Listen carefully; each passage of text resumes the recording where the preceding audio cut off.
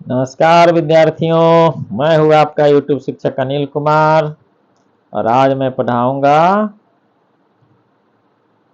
Asexual reproduction के अंतर्गत vegetative propagation.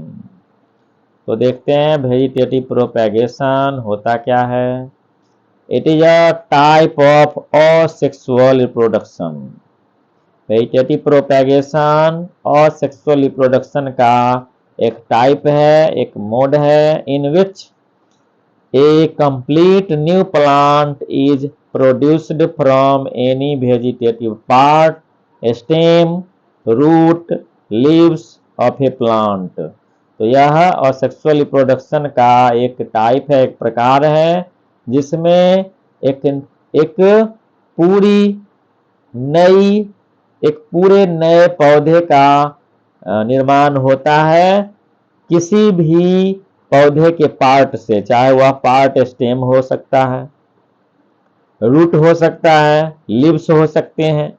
तो किसी भी पार्ट के द्वारा एक न्यू ऑर्गेनिज्म की जो उत्पत्ति होती है वही वेजिटेटिव प्रोपेगेशन के अंतर्गत आता है। तो वेजिटेटिव प्रोपेगेशन दो प्रकार से होते हैं। एक होता है नेचुरल मेथड के द्वारा और दूसरा होता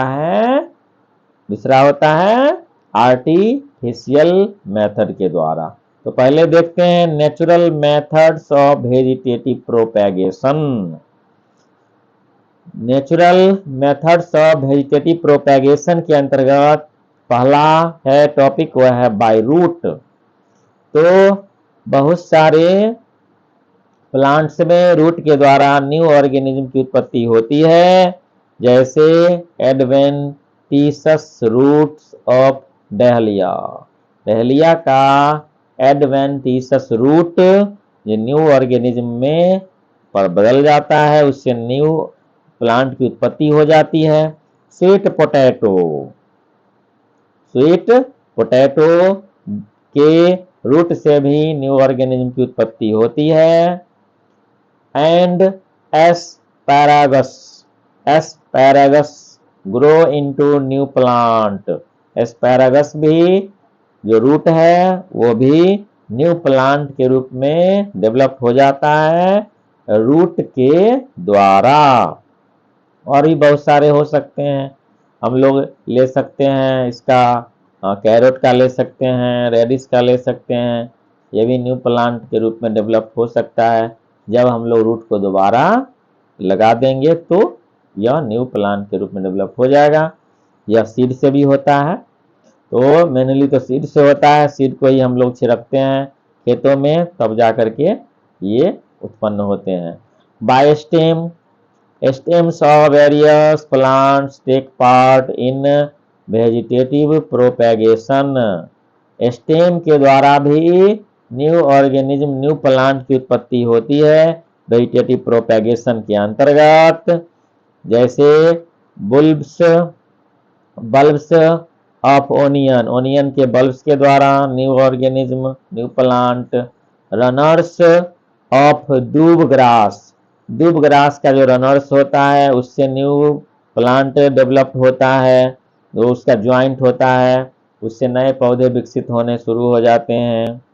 ऑफसेट पिस्ता, आइकोर्निया और पिस्ता का जो ऑफसेट होता है जहाँ से न्यू ऑर्गेनिज्म उत्पन्न होती है, नए पौधे विकसित होते हैं। स्टेम का वह भाग ऑफसेट कहलाता है जहाँ से नए पौधे विकसित होते हैं। जिंगर यानी कि अदरक का राइजोम कहलाता है। अदरक का जो स्टेम पार्ट जो न्यू प्लांट के रूप में डेवलप होता है वो राइजोम के नाम से जाना जाता है। उसके बाद है कोलोकेसिया का स्टेम, वह पार्ट जहां से न्यू प्लांट डेवलप होते हैं, कॉर्म्स कहलाता है। उसके बाद है ओपुंटिया फाइलोक्लेड उसका पार्ट होता है जिससे न्यू प्लांट डेवलप होते हैं। ओपुंटिया प्लांट है और उसका स्टेम है फाइलोक्लेड जहां से न्यू प्लांट डेवलप होते हैं। ट्यूबर्स, पोटैटो का ट्यूबर्स, पोटैटो में जो आंखें पाई जाती है उसी को ट्यूबर्स कहा जाता है, जहां से न्यू प्लांट डेवलप्ड होते हैं।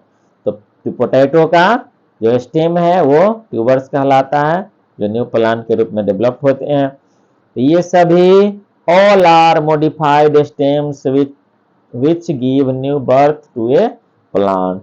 ये सभी जो है, ये सभी मॉडिफाइड स्टेम कहलाते हैं, यानी कि रूपांतरित स्टेम कहलाते हैं, जो न्यू जो है प्लांट के रूप में डेवलप्ड हो सकते हैं, होते ही हैं।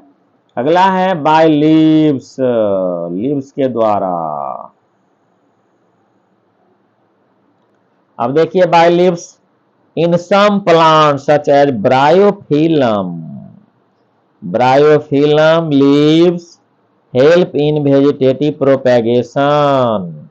ब्रायोफिलम की जो पत्तियां हैं वो भी वेजिटेटिव प्रोपेगेशन में मदद करती हैं।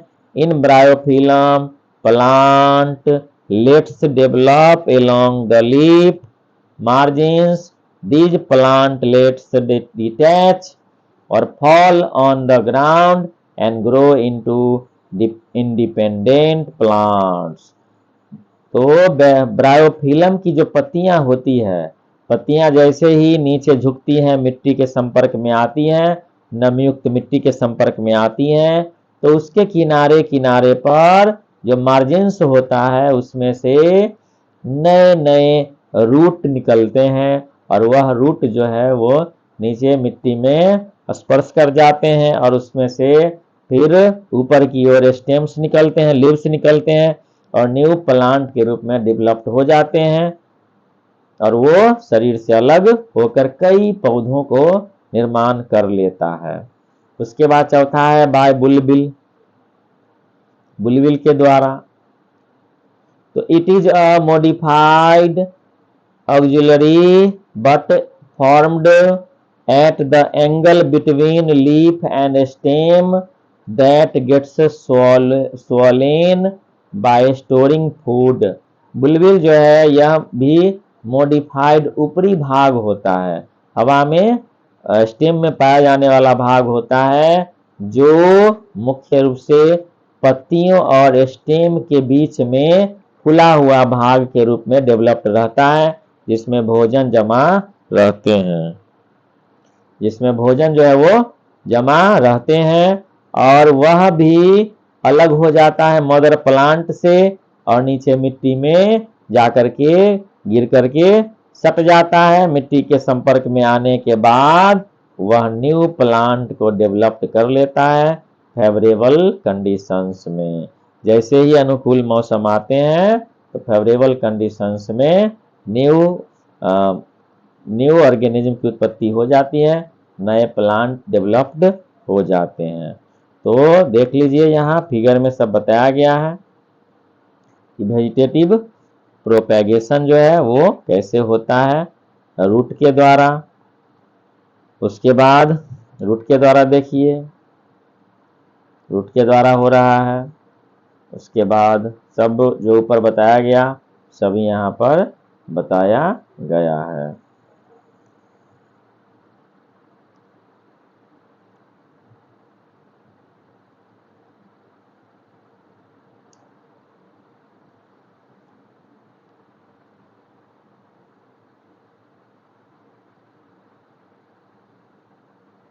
ये सभी में वैसे ही वेजिटेटिव प्रोपेगेशन जो है वो होता है।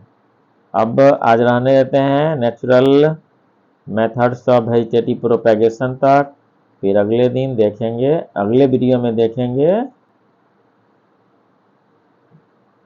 Artificial method of vegetative propagation.